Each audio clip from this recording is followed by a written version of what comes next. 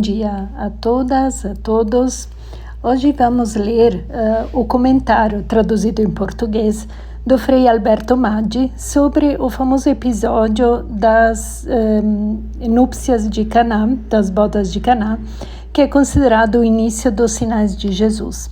E o comentário do Alberto Maggi diz respeito ao capítulo de João 2, versículo de 1 a 12. Antes de tudo, temos que lembrar que os evangelhos não foram escritos para serem lidos pelo povo. Por quê? Porque o povo, a grande maioria, era analfabeto.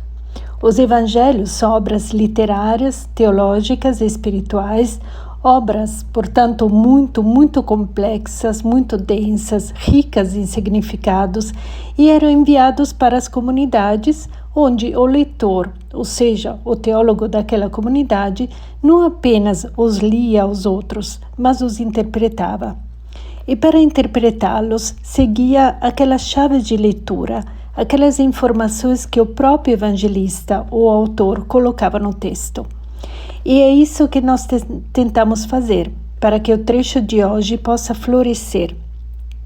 Evangelho de João, capítulo 2, os primeiros 11 versículos, conhecido como as bodas em Caná. Vamos então fazer florescer esse texto e vamos ver o que o evangelista quer nos dizer. Vejamos logo a primeira indicação que o evangelista nos fornece. No terceiro dia, houve um casamento em Caná da Galileia.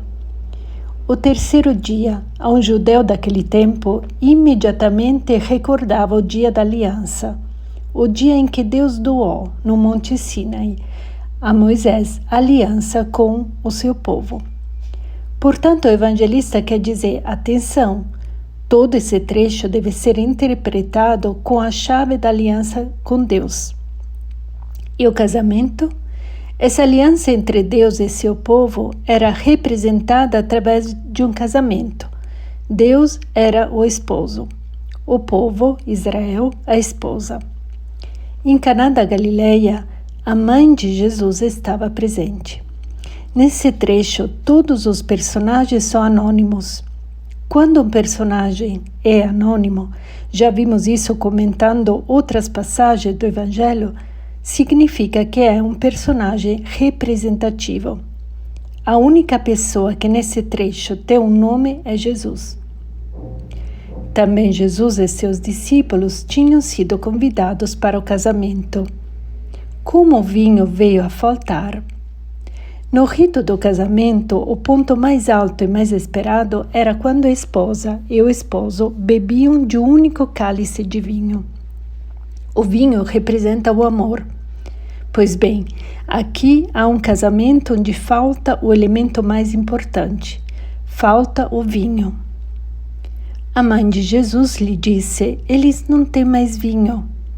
A mãe de Jesus, que fazia mesmo parte do casamento, não diz como se poderia esperar, não temos vinho, mas diz, eles não têm mais vinho. A mãe de Jesus representa aquele Israel fiel que sempre tinha conservado esse amor com Deus.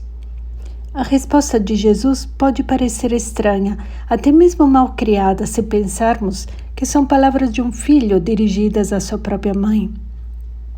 Jesus respondeu-lhe, mulher, por que dizes isto a mim? Minha hora ainda não chegou. Também aqui vamos tentar compreender o que o evangelista quer expressar. Mulher significa esposa, mulher casada. No Evangelho de João, há 3 personagens femininas, às quais Jesus se dirige com este apelido mulher. São imagens, ícones das esposas de Deus. Então, a mãe de Jesus é a esposa fiel do Antigo Testamento. A outra personagem feminina, quem Jesus chamará mulher, isto é, esposa, mulher casada, é a mulher samaritana.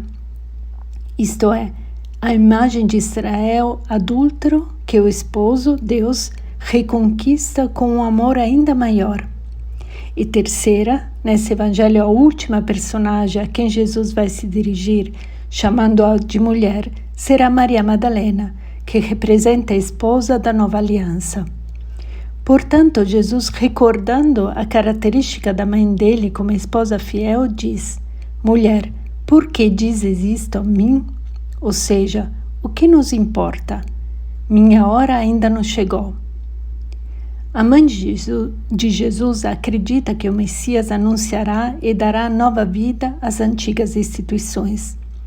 Mas Jesus não veio para colocar vida nova em velhas instituições, mas para formular instituições totalmente novas, que agora vamos ver.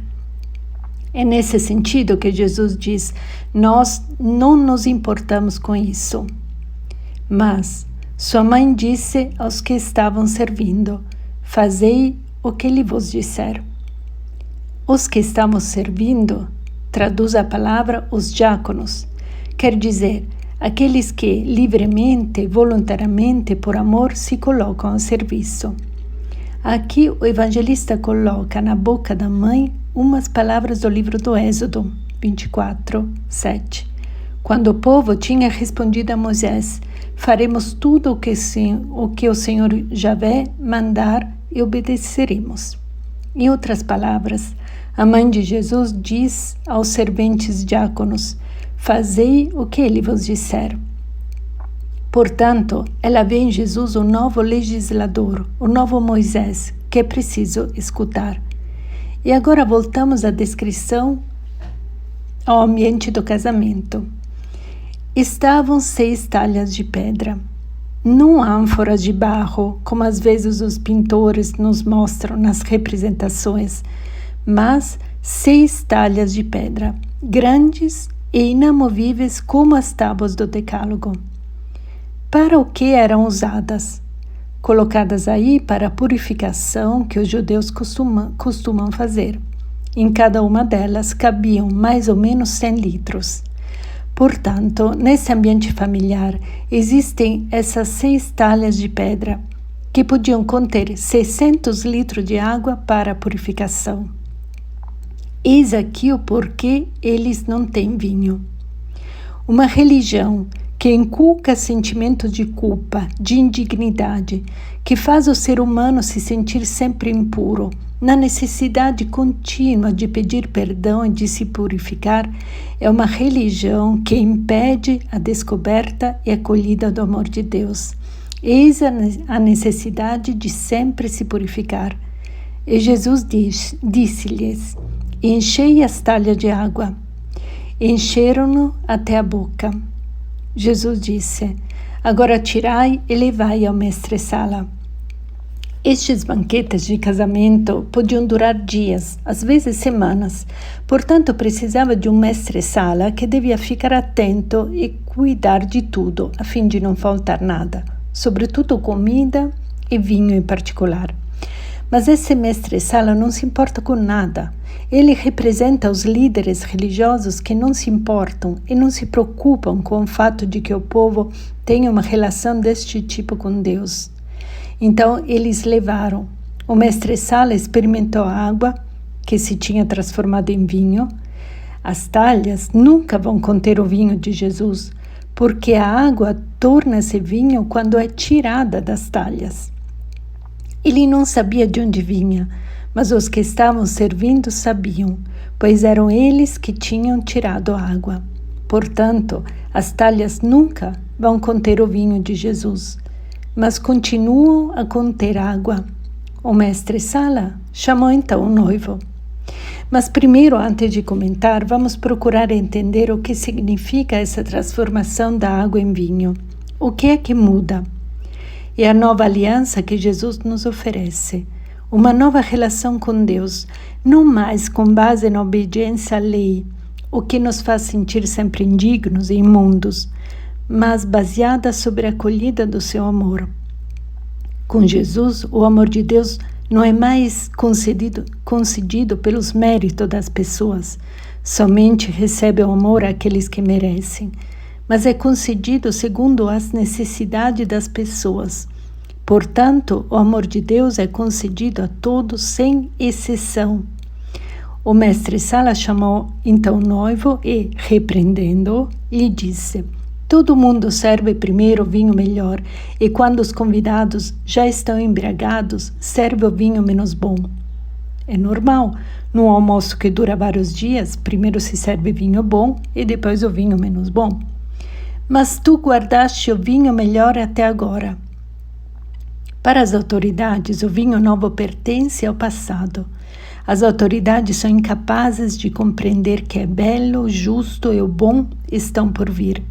Pois bem, como conclusão desse episódio, o evangelista está nos dizendo: cuidado, eu não estou relatando um acontecimento, mas algo muito mais profundo. De fato, o evangelista diz: este foi o início dos sinais de Jesus. Ele o realizou em Caná da Galileia e manifestou a sua glória, e seus discípulos creram nele. Essa é a única vez em que o evangelista escreve que Jesus revelou a sua glória. Ele não diz isso nem quando ressuscitará Lázaro, morto há 4 dias. Aqui o evangelista quer nos alertar. Atenção! Esse episódio não é uma história onde se relata da água transformada em vinho ou de convidados já embriagados, mas nos fala sobre a mudança e a transformação radical da aliança. Não mais necessitamos de nos purificar para receber o amor de Deus. Pelo contrário, é o acolher o amor de Deus que purifica o ser humano.